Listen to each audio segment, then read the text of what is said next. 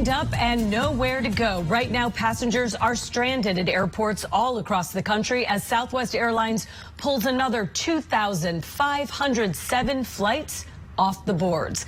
I'm Holly Furfer in for Veronica De La Cruz, and this is Newsy Live. This airline's logistical nightmare is causing travel turmoil for thousands. So let's talk about how we got here. Southwest woes started with last week's winter weather, and it started canceling flights on December 22nd.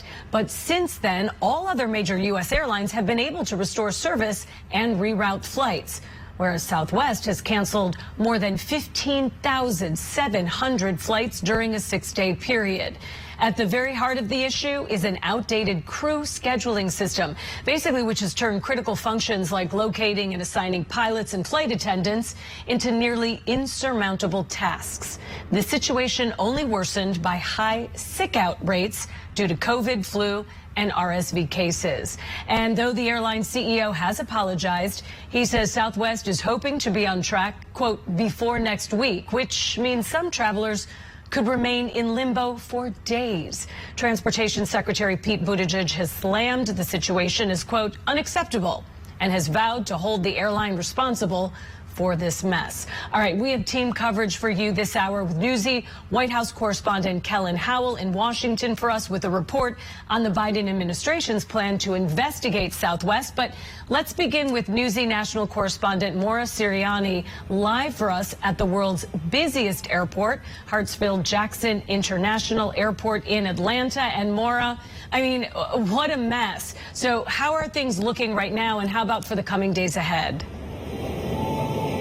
Hey, Holly, good afternoon to you. So here on the ground, I'll step out of the shot here because you can see behind me, this is the Southwest ticket counter here at Hartsfield-Jackson. There's a bit of a line. Normally, this thing would be packed, people waiting, sometimes out into the parking lot. I don't know if it's due to cancellations, more than 2,500 today, like you mentioned, but I'm just not seeing as many people here, at least at this airport, at the Southwest ticket counter as I normally do. So in a statement from the airline, officials say they will continue to operate on a reduced schedule until they can get things back on track. That includes flying 1/3 of the scheduled flights for the next several days. So that is their plan moving forward. Now, the airline initially blaming the disruptions on weather, saying this was something that was out of their hands. But as we saw, as things cleared up, as the weather cleared up really across the country, like you mentioned, the problems just persisted. So we've since heard from officials with the pilots union, with the flight attendants union. They say that part of this staff just couldn't get a hold of crew scheduling due to an antiquated system and outdated scheduling software. I spoke with a passenger this morning, Alice Whitehead, here in Atlanta. She is actually trying to get back to Chicago. She tells me the Southwest flight disruptions pretty much ruined her holiday. Listen. We arrived at the airport 3 hours early. Our plane was delayed about 8 times. We didn't leave the airport in Chicago on the 23rd of December until 11-something at night. We arrived in Atlanta. It was around 1-something in the morning. We lost the whole day. It was disgusting. I had never experienced that in my life. And so, you know, this kind of comes with the territory. When you travel around the holidays, you do expect some cancellations and some delays, but passengers who I've talked to today and over the past couple of days say that they never expected anything like this. Some of those travelers across, really at airports across the country have gotten separated from their luggage, so they're still trying to track that down. The good news here, if there is any good news, Southwest is trying to make it easy for folks to get reimbursed. They say you can either call or go on their website. Back to you. Wow, what a mess. Maura Sirianni reporting live from Hartsfield-Jackson Atlanta International Airport. Thank you so much, and we hope that those people can get home. And as we mentioned at the top of the hour, Transportation Secretary Pete Buttigieg is vowing to conduct a full investigation into Southwest's meltdown. He's spoken with Southwest's CEO and says the airline's executives are willing to do whatever it takes to compensate passengers for their money, their time, and their trouble. Southwest is going to have to not only make them financially whole, but find a way to really rebuild trust and confidence. Again, they pledged to me that they're going to do that. I want to see exactly what that means. Well, Newsy White House correspondent Kellen Howell continues our team coverage with more on the White House's plans to address the issue and make sure that it doesn't happen again. Upwards of 70% of Southwest flights scheduled for Monday and Tuesday have now been canceled or delayed, and that's obviously trickling into today and down into the rest of the week. It's a situation the Department of Transportation is calling unacceptable. They tweeted this on Monday. U.S. Department of Transportation is concerned by Southwest's unacceptable rate of cancellations and delays and reports of lack of prompt customer service. The department will examine whether cancellations were controllable and if Southwest is complying with its customer service plan.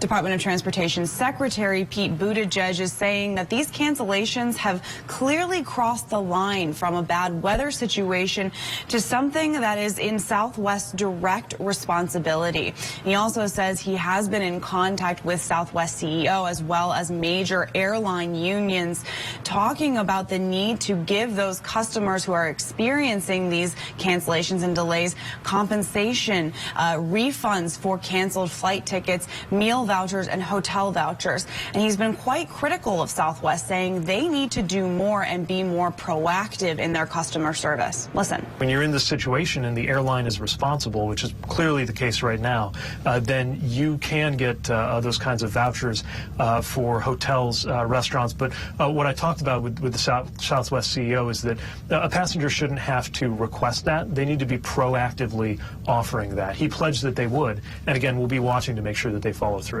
Buttigieg also told CNN that the Department of Transportation would hold Southwest accountable and would even use its authority to levy fines where they found it necessary.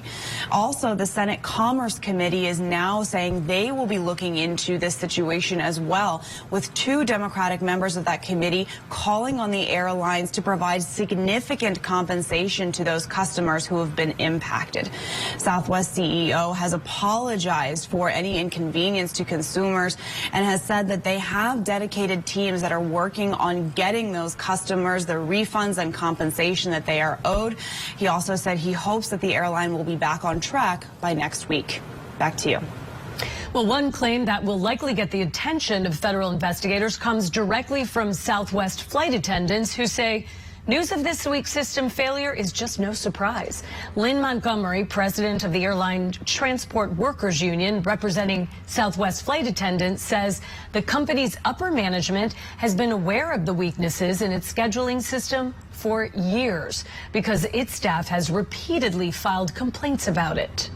How does an airline like Southwest get caught off guard with inclement weather? Because weather is a part of what we have to experience every year, every season. We have huge winter storms. The problem is Southwest Airlines executives have not invested in the IT and given us the IT infrastructure to be able to operate when inclement weather gets in the way. Even though we were better positioned than any other airline financially, we make billions of dollars. It is concerning, though, that we recently just gave dividends to our shareholders, and we are still waiting on contracts with most of its labor groups, and yet we have not invested in the infrastructure in order for things like what happened today not to occur. In fact, this is not the first time. Southwest flight attendants have names for when these catastrophic events have occurred basically since 2016. We've had Technado, Swamageddon, we've had